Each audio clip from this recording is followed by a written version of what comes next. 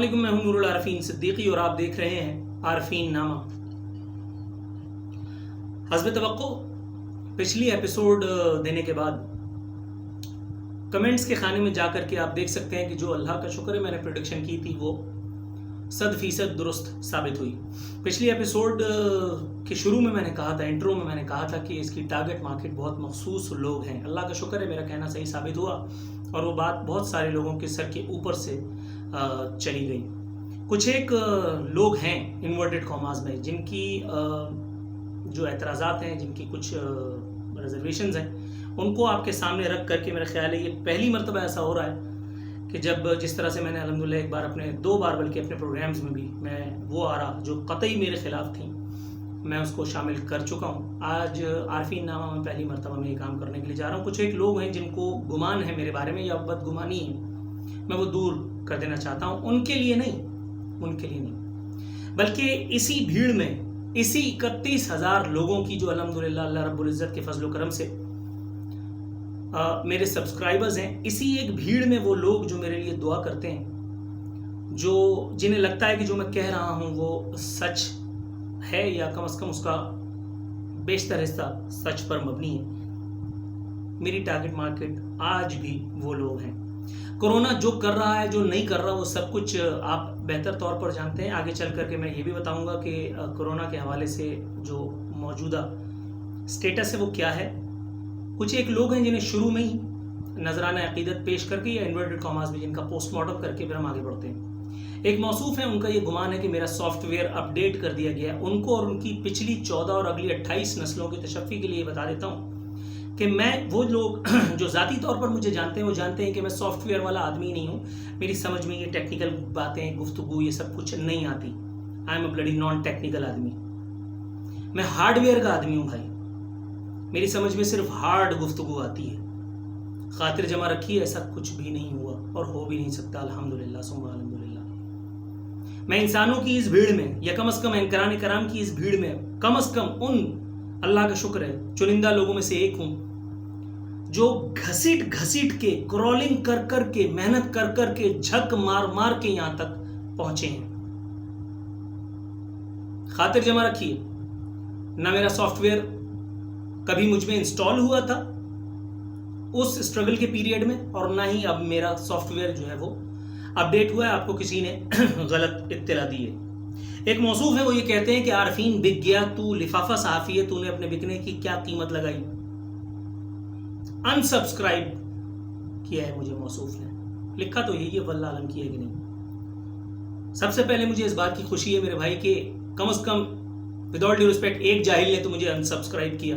میری دعا ہے کہ باقی بھی کر جائیں۔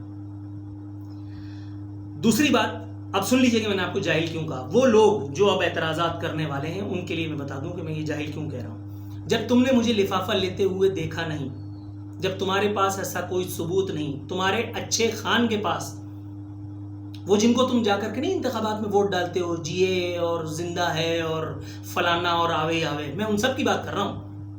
جب تمہارے ان سارے مامے اور چاچوں اور ان کے جو بڑے والے ابو نہیں ہیں، سمجھ رہے ہوگے تم، جب ان کے پاس ایسی کچھ جھک مارنے کے لیے چیز نہیں ہے تو تم کس کھیت کی مولی ہو میرے بھائی؟ کیا بیچتے ہو؟ کہاں ٹھیلا لگاتے ہو؟ تمہیں یہ حق نہیں ہے، تمہاری یہ ود آل ڈیو ریسپیکٹ استطاعت نہیں ہے کہ تم میرے بارے میں یہ بات کرو۔ میں نے گزشتہ تمام ادوار میں، جب سے کم از کم میں ٹریڈ میں ہوں، جب میں ٹریڈ میں آیا اور میں نے حادثاتی طور پر اینکر اللہ تعالیٰ نے مجھے بنا دیا ثم الحمدللہ، اس ایک وقت میں پاکستان پیپلز پارٹی کی حکومت تھی۔ اس ایک وقت میں جو کچھ مجھے لگا صحیح ہے میں نے بیان کیا۔ دیکھا جا سکتا ہے، انٹرنیٹ پر بھی ریکارڈ موجود ہوگا کہ میں نے کتنے پروگرام حکومت کے فیور میں، کتنے اس کے خلاف کیے، کتنوں میں حب علی کار فرما تھا اور کتنوں میں نے بغض معاویہ سے کام لیا۔ آگے بڑھیے، نواز شریف صاحب کا دور آیا۔ نواز شریف کے دور میں جس چینل پہ نوکری ملازمت کیا کرتا تھا، آسان نہیں تھا وہاں پر نواز شریف کے بارے میں کچھ اور ایک جملہ کہنا۔ اللہ کا شکر ہے ثم الحمدللہ، اللہ تعالیٰ نے اپنے حبیب کے صدقے میں مجھ گناہگار سے وہ کام لیا کہ جو آپ کی سوچ ہے، آپ صرف گھر پہ بیٹھ کر کے پکوڑے کھاتے ہوئے اپنی بیوی سے ڈرائنگ روم میں بیٹھ کر کے بکواس کر سکتے ہیں کہ سسٹم گل گیا ہے، حالانکہ اسی گلے سڑے سسٹم کا ایک فرسودہ سا حصہ آپ بھی ہیں۔ آپ کوئی جھک نہیں مار رہے اس سسٹم کی درستگی کے لیے، لیکن آپ بک بک کرنے کے تو کام آ رہے ہیں نا۔ میں صرف آپ کی دماغوں کی مزاجوں کی درستگی کے لیے ایپیسوڈ آج دے رہا ہوں، خاص کر کے نواز شریف کے خلاف جتنی اونچی سر میں نے بات کی ہے، اگر کسی نے کی ہو ٹریک ریکارڈ میرا مانیٹر کر کے مجھے بتائیے گا، میں آپ سے اسی عارفین نامہ میں ہاتھ جوڑ کر کے معافی مانگنے کا پابند ہوں۔ آگے بڑھتے ہیں۔ موجودہ دور حکومت آیا، کوئی ایک غلط کام جس پر میں نے موجودہ حکومت کو چھوڑا، صوبائی یا وفاقی، اگر آپ مجھے پیش کر دیں تو میں آپ سے معافی مانگ لوں گا دست بستہ۔ کوئی ایک کام میرے اپنے پروگرام میں عارفین نامہ، چلیے عارفین نامہ ہی کی بات کی لیتے ہیں بس، جو انٹائرلی پیورلی ایک میری، جس کو کہتے ہیں کہ میرا تصرف جس پر ہے، کوئی ایک بات جب تک کورونا کے حوالے سے فیبریکیشنز شامل کی جا رہی تھیں، پولیٹیکلی موٹیویٹڈ سٹوریز چلائی جا رہی تھی، میں نے اس پر بھی بات کی اور ببانگی دوال بات کی۔ کیا یہ میں ہی نہیں تھا جس نے اپنے پروگرام میں آن ایئر پورے پاکستان نے دیکھا، میں نے یہ ثابت کر دیا کہ صوبائی حکومت کی جانب سے جو بتائے جا رہے ہیں اعداد و شمار وہ درست نہیں ہے۔ زیادہ تر لوگ اسپتال ابل نہیں پڑے اس ایک وقت میں جب میں نے سٹوری ایکسکلوسیولی اس کو انویل کی تھی۔ میں نے سٹیٹسٹکس دے کر کے اپنے رپورٹر کے ذریعے، اور میں نے یہ بتایا، کیا میں واحد آدمی نہیں ہوں جس نے یہ کام کیا تھا؟ یقیناً ہوں، یقیناً ہوں، لیکن آپ کی سمجھ میں یہ بات نہیں آئی۔ آپ کی سمجھ میں نہیں آئی تو نہیں آئی، لیکن آپ نے جو بڑی دھمکی اپنے طور مجھے دی انسبسکرائب کرنے کی، بھائی میں آپ کی وجہ سے یہاں نہیں بیٹھا، الحمدللہ میں آپ جیسوں کی وجہ سے بھی یہاں نہیں بیٹھا، یہ میرے رب کا فیصلہ ہے تو میں یہاں ہوں۔ میرے رب کا فیصلہ ہوتا ہے کہ میں ایک عام آدمی کی طرح گھسٹ گھسٹ کے زندگی گزار دیتا تو میں وہی سب کر رہا ہوتا، میں کیا جھک مار لیتا۔ یہ میرے رب کے فیصلے، میرے دوست، تم اسے چیلنج مت کرو، تم اسے چیلنج مت کرو۔ تمہارے پاس وہ نظر نہیں ہے کہ تم لوگوں کو ایویلویٹ کر سکو، اگر ہوتی تو تم یہ سب لغو باتیں نہ کر رہے ہوتے، یہ یاوہ گوئی کے کام میں نہ آ رہے ہوتے۔ ایک موصوف مجھے کہنے لگے کہ میں جو ہوں، میں نے اپنی ضمیر کو برائے فروخت رکھ چھوڑا ہے۔ ضمیر کی باتیں بے ضمیروں سے، ان بے ضمیروں سے جو مختلف قوتوں کے ہاتھوں، سیاسی قوتوں کے ہاتھوں گاہے بگاہے بکتے چلے آ رہا ہوں۔ بڑا تانا عجیب سا ہے میرے بھائی، واپس لے لو، واپس لے لو۔ 70 سالوں سے جوتے کھا رہے ہو نا، میں 42 سال کا ہو چکا ہوں، چلو 42 سال میں اگر 12 سال میں مجھے مائنس بھی کر دو، جب میرے پاس شعور کی بھی کمی تھی، 16 سال کی عمر سے لگا لو، 16 سال کی عمر سے 42 سال کی عمر تک میں کم از کم اتنے جوتوں کا تو میں گواہ ہوں جو تمہیں اور تمہارے اگلے پچھلوں کو پڑ رہے ہیں۔ پینے کا صاف پانی جھک مار کے آج تک نہیں لے سکے، اسپتال میں ایڈمیشن سے بھی گئے، ثم الحمدللہ ثم الحمدللہ، وفاق ہو یا صوبہ، اللہ کا شکر ہے سب نے مرنے کے لیے رکھ چھوڑا ہوا ہے، مر جاؤ آج ابھی اس ویڈیو کو دیکھتے ہوئے تو بھی کسی کو کک فرق نہیں پڑنا، لے جا کر کے کوئی کہیں دبا کے آ جائے گا۔ اگر تمہارے نصیب میں یہ اللہ تعالیٰ نے نعمت لکھی ہے تو کس بات پہ، کس کے لیے؟ اس ایک آدمی کے لیے تو نہیں کہ جو دوسری مرتبہ پاکستان چھوڑ کر کے بھاگا ہے، تم سمجھ رہے ہو کہ میں کس کی بات کر رہا ہوں۔ اس ایک آدمی کے لیے نہیں کہ جو خود مانڈولی کر کے، اور جس نے اپنے جو ہے وہ اپنی نسل کو آگے کر دیا تاکہ اب وہ اس گنگا میں ڈبکیاں لگائے۔ کہیں اس ایک آدمی کے لیے تو نہیں کہ جو کہہ رہا تھا کہ میں سب کچھ بدل دوں گا، اور واقعی اس نے بدل دیا۔ اللہ تعالیٰ اس کو تم پر کم از کم 5 سال تو مسلط رکھے تاکہ تمہاری نسلیں یاد رکھیں کہ تم پر کون مسلط ہوا تھا۔ کس کے لیے کر رہے ہو؟ کسے خوش کرنا چاہ رہے ہو؟ کس سے پیسے تم لے رہے ہو؟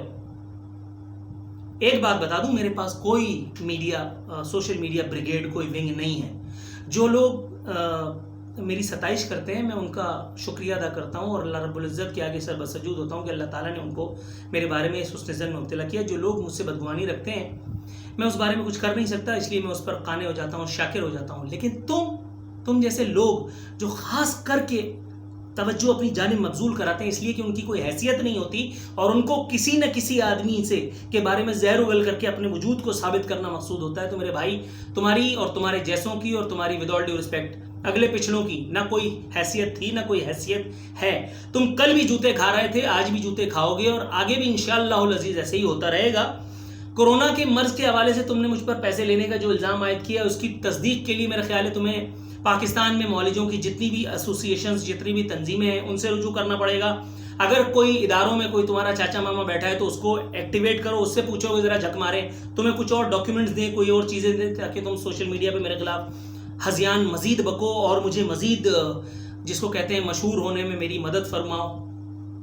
کوئی اگر پولیٹیکل پارٹی تمہاری بریڈ اینڈ بٹر کا ذریعہ تمہاری یا تمہاری نسلوں کی, تو ان سے کہو کہ وہ میرے خلاف تمہیں ذرا تھوڑا سا مواد دیں تاکہ تم جو ہے وہ پیسوں کی یا واٹ ایور کی اس گنگا میں تھوڑا بہت تم بھی غوطے لگا سکو.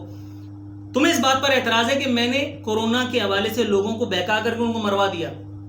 تمہیں اس بات پر اعتراض نہیں ہے کہ کراچی میں یا پاکستان میں کتنے لوگوں کو علاج معالجے کی سہولیات ملنے سے پہلے ہی مار دیا جاتا ہے. مطلب یہ کہ ان کے جنازوں کو قبرستان تک پہنچنے کے لیے یا کم از کم اسپتال سے ان کے گھر پہنچنے کے لیے ایمبولینس میسر نہیں ہے. کیا یہ سندھ کی بات نہیں ہے؟ کیا یہ پنجاب میں ایسا نہیں ہو رہا؟ کیا پنجاب میں, سندھ میں, پاکستان کے کسی بھی کونے میں ایسی سٹوریز تم نے نہیں پڑھی کہ عورتوں نے سڑک پر زمین پہ کھلے آسمان تلے بچے جنے ہیں؟ کہاں مر گئی تھی تمہاری غیرت اس وقت؟ کہاں فالج پڑ گیا تھا تمہاری زبان کو اس وقت؟ کیوں نہیں بولے تھے اپنے ان سیاسی آقاؤں کے خلاف جن کے کہنے پر میرے خلاف یہ سب بک رہے ہو؟ تم مجھے بکاؤ ہونے کا تانا دے رہے ہو. میں شاید یہ بات کسی اور ہستی سے, کسی اور فرد سے, کسی انجمن سے سن لوں گا جہاں مجھے ضمیر کی کوئی ایک معمولی سی کرن, کوئی ایک امید کی رمق بھی نظر آئے گی. تم سے نہیں. تم وہ مٹیریل نہیں ہو, تم لوگ وہ مٹیریل نہیں ہو. تمہیں پتا ہے کہ اسی ایک جگہ پر جہاں پہ ایک ایسے آدمی کو زندہ رکھ کر کے اپنی روزی روٹی کا بندوبست کیا جا رہا ہے جو برسوں پہلے مر چکا, تمہیں اور مجھے اسپتال میں داخل ہونے تک کی سہولت میسر نہیں ہے. صوبہ وفاق پہ ڈال رہا ہے, وفاق صوبے پہ ڈھکیل رہا ہے. وفاق کے چیمپئن صوبے میں آئے, آ کر کے اپنا گانا گا کر کے اور چلے گئے. 35 کھانے کھائیں, 135 کھانے کھائیں, یہ پہلی مرتبہ نہیں ہوا. تمہارے منہ پر اب بھی تماچا نہیں پڑا, تمہیں اب بھی تشفی نہیں ہوئی میرے بھائی. میں غلط کہہ رہا ہوں؟ میں غلط کہہ رہا ہوں؟ تم نہ کل میری ٹارگٹ مارکیٹ تھے, ٹارگٹ آڈینس تھے, نہ تم جیسے لوگ آج یا آج کے بعد میری ٹارگٹ مارکیٹ, ٹارگٹ آڈینس ہوں گے. یہ سب حقائق بیان کرنا میرے لیے میری پیشہ ورانہ اور اخلاقی ذمہ داری تھی, کیونکہ میں نے اس ایک وقت میں جو سچ مجھے لگا تھا, جو میری معلومات کا جس کو کہتے ہیں ماخذ تھا, میں نے وہ بیان کیا. اس وقت وہ جو fabricated politically motivated stories spread کی جا رہی تھی, میں نے ان کے حوالے سے بات کی اور ببانگ دوہل بات کی. آج کچھ ایک تاریخی اور جس کو کہتے ہیں چشم کش حقائق آپ کی خدمت میں پیش کرنا مقصود ہے ریگارڈنگ دس کورونا پینڈیمک. جس کو سمجھ میں آئے اس کو قبول کر لے یا اس کو نظر انداز کر دے یا واٹ ایور کر دے. آج کے بعد آپ تبرہ کریں, گالیاں بکیں, مغلظات لکھیں, کچھ بھی کریں, انسبسکرائب کرتے ہیں تو فبیا, میں اسے تقدیر کا لکھا سمجھ کر کے اور یوں قبول کر لوں گا کہ اللہ تعالیٰ نے مجھے ان لوگوں سے نجات دی جن کی سمجھ میں یا تو میری باتیں نہیں آتی ہیں, جو یہ چاہتے ہیں کہ میں ان کے حوالے سے ان کی خواہش کے مطابق سچ بیان کروں. سچ وہ نہیں ہے میرے بھائی جو صرف تم سننا چاہو, سچ وہ بھی ہے جو شاید میرے یا تمہارے خلاف ہے. اب میں ان باتوں پر آتا ہوں جو کورونا کے حوالے سے یا کسی اور چیز کے حوالے سے مجھے آپ سے بات کرنا مقصود تھا. کچھ اور حقائق ہیں جو آپ کی خدمت میں پیش کر رہا ہوں. ملک کے ایک مشہور و معروف اور مستند پیڈیاٹریشن سے جب گفتگو کا شرف حاصل ہوا تو معلوم ہوا ان کے زبانی کہ صورتحال اس سے زیادہ خراب ہے جتنا ہم تصور کر رہے تھے. ڈاکٹر موصوف کے مطابق انہیں اپنے ایک خود ڈاکٹر دوست کو کسی پرائیویٹ میڈیکل انسٹیٹیوشن میں ایڈمٹ کرانے کے لیے جو پاپڑ بیلنے پڑے وہ ناقابل بیان ہے. محض 2-3 نکات آپ کی خدمت میں پیش کروں گا, آپ جان لیں گے کہ صورتحال کیا ہے. ڈاکٹر موصوف کے مطابق کورونا سے شدید دلیل ان کے دوست کو جب آکسیجن سلنڈر کی ضرورت پڑی تو وہ آکسیجن سلنڈر جو نارمل حالات میں شاید 2 یا 2,500 روپے کا دستیاب ہوتا ہے, اس ایک وقت میں, اس ایک رات میں ان کے دوست کو زندہ رکھنے کے لیے 28,000 روپے کا نہیں مل رہا تھا. 28,000 روپے کا آکسیجن سلنڈر نہیں مل رہا تھا. پلس آکسی میٹر جو شاید نارمل حالات میں میرے خیال ہے 2,500 3,000 کا میرا گمان ہے, جو مجھے ڈاکٹر صاحب نے بتایا تھا, اگر میں صحیح یاد کر پا رہا ہوں تو مل جاتا تھا. اب اس ایک وقت میں مارکیٹ میں اس کو ڈھونڈنا جو شیر لانے سے کم نہیں ہے. یہ اسی ایک اسلامی جمہوریہ پاکستان کی بات ہو رہی ہے جو باقاعدہ ایک ایٹمی ریاست ہے، جس کے ایٹم بم پر ہمیں اتنا گمان، اتنا گھمنڈ، اتنا غرور ہے، جس کی وجہ سے ہم باقی تمام قوتوں کو حقیر گردانتے ہیں. بس ہم اس بات پہ بغلے بجائے جا رہے ہیں کہ چین نے انڈیا کو کیا مارا، ایک کرنل اور 3 بھارتی فوجی جہنم واسل، اور پورا پاکستانی میڈیا پے پے پے پے پے پے کرنا شروع کر دیا. تو بھائی ان کے زندہ رہنے مر جانے سے ہمیں کیا سانو کی یار مر جائیں، ہمیں تو زندہ رہنے دو. یہ بی بی سی کی خبر میرے پاس موجود ہے، ویب سائٹ کھلی ہوئی ہے، بتا رہی ہے کہ کورونا وائرس کے سبب پاکستان میں آکسیجن سلنڈرز کی قلت، طلب اور قیمت بڑھنے سے مریضوں کو مشکلات درپیش. یہ اسلامی جمہوریہ پاکستان کا حال ہے. صوبہ اور وفاق دونوں الحمدللہ اپنی جگہ موجود ہیں. جمہور کی قبر جو ہے وہ بنتی چلی جا رہی ہے، تاہم جمہوریت کے مغنیوں کو کوئی فکر نہیں ہے. ایک اور خبر آپ کے سامنے پیش کر رہا ہوں. مئی 2020 میں کورونا متاثرہ 87 افراد کی تدفین ہوئی، صرف مئی. یہ ہمارے دوست کی فائل کردہ رپورٹ ہے. جون کے بارے میں بتایا ہے کہ جون 2020 کے 10 دنوں میں کورونا سے 108 افراد کی تدفین ہوئی. کدھر ہے میں اور آپ؟ کہاں ہے میں اور آپ؟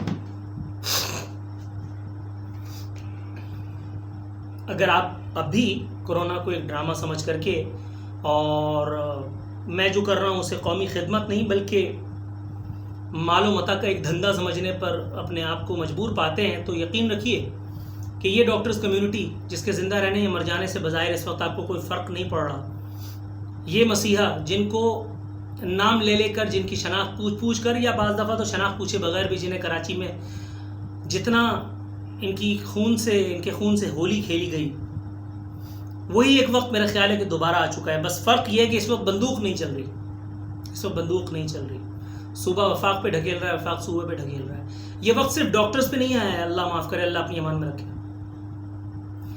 ملتمس ہوں، ملتجی ہوں پروردگار عالم سے کہ اللہ تعالیٰ مجھے، آپ کو، ہم سب کے احباب کو، اعزاء کو، عزیز و اقارب کو، خاندان والوں کو، گھر والوں کو، اہل خانہ کو، اہل و عیال کو، بیوی بچوں کو کبھی کسی افتاد ناگہانی کا سامنا نہ کرنا پڑے. پروردگار تمام موذی وباؤں سے، بالخصوص یہ کورونا کم بخت سے، اللہ تعالیٰ ہمیں اس کی بدبو تک سے محفوظ رکھے. لیکن محض دعاؤں سے جب تک اپنا ان پٹ نہ ہو، پیٹ کیسے بھرے گا آپ کا؟